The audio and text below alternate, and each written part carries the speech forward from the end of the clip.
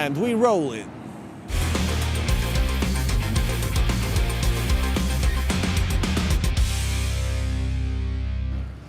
I mean, when we've heard the news of International Olympic Committee allowing Russian athletes to participate in the Olympic Games under the International Olympic Committee flag, but when I've heard the explanations of Thomas Bach, the head of International Olympic Committee, I just couldn't resist to go back with the memory to Juan Antonio Samaranch times and what we have found out about him.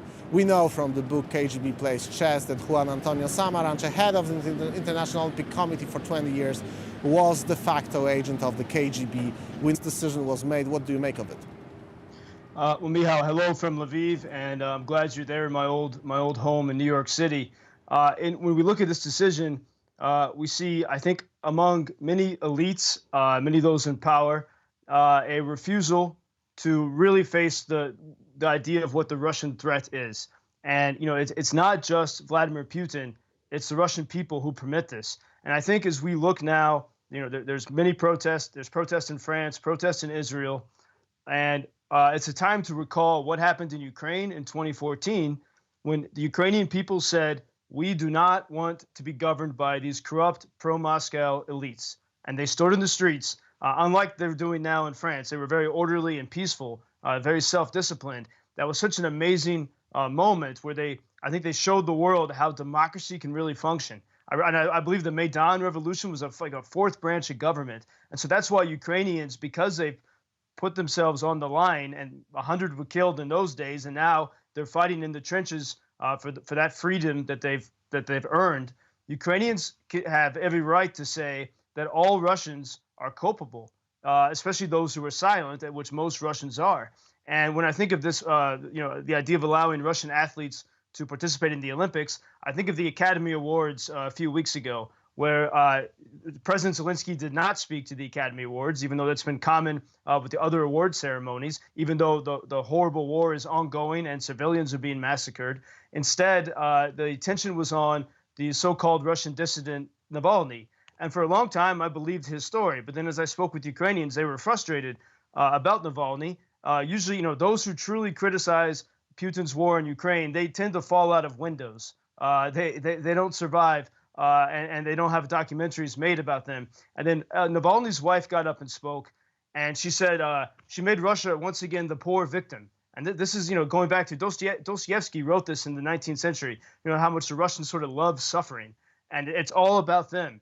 And as the psychologist Jordan Peterson, he doesn't really understand, I think, Ukraine, but he's pointed out very well that it's the victim mentality that creates the tyrants. And so we had Navalny's wife at the Academy Awards saying, her country needs freedom and is oppressed, shifting the focus from Ukraine. And we see the same thing here with the idea of, you know, letting these poor Russian athletes be in the Olympics. We have to keep in mind that, you know, as we've talked about before, Ukraine's athletes are dying in the trenches. You know, they've become some of the most elite warriors for the country. So many of them have. I just saw the story of a track high jump hero of Ukraine. He's dead now. Others have lost arms and legs. They don't have time to train, and even if they do, you know, your emotions are taken from you from the stories of the death all around you. And so it shows a fundamental unseriousness about really what we're facing.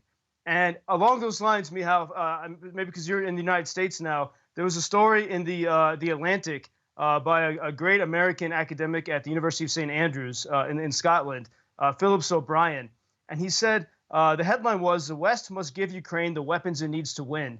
And he said, Ukraine is being made to fight this war the hard way and not the smart way. And I was thinking, yesterday we had the news of the Challenger tanks that finally arrived after over a year. And if we remember, all last year, the rhetoric was, oh, Ukrainians aren't going to be able to learn this advanced NATO equipment. It's very fancy stuff. You know, we can't give it to them. And the Brits, as they were giving these tanks to Ukraine, they've been training the Ukrainians. The Ukrainians are not training for the Olympics. They're training on how to use tanks to defend their land. And the British militaries praised the Ukrainians for how quickly they learned. And so what this Professor O'Brien was saying in the Atlantic is that there's a difference between the rhetoric and all the politicians that wear the Ukrainian colors and the actual people who want to support a swift Ukrainian victory.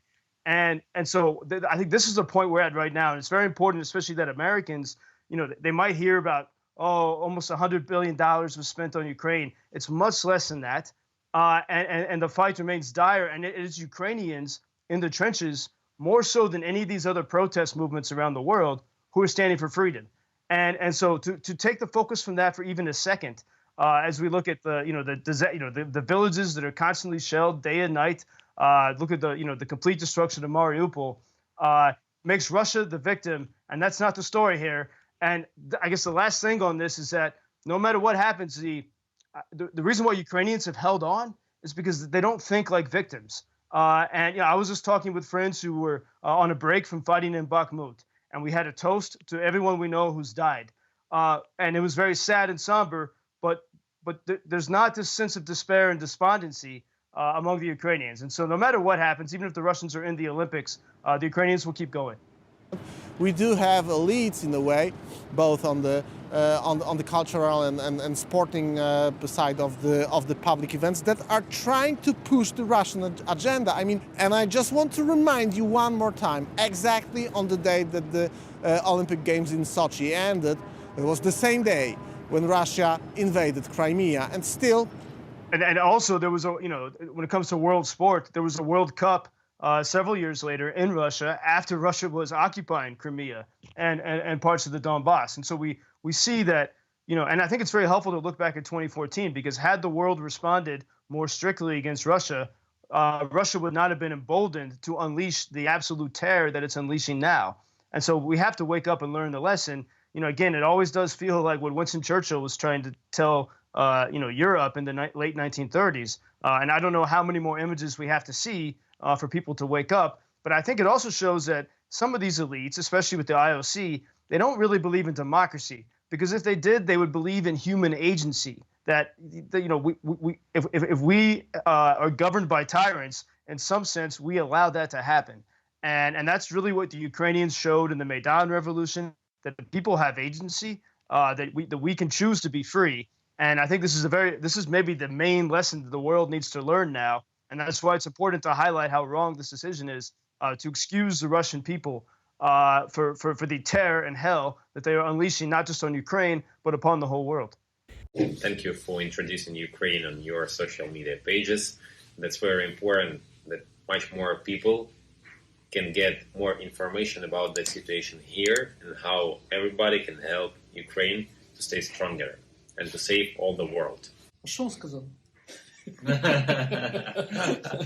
Well, which side are you on? На чиїй ти стороні? Come on now. Oh, which side are you on? На чиїй ти стороні?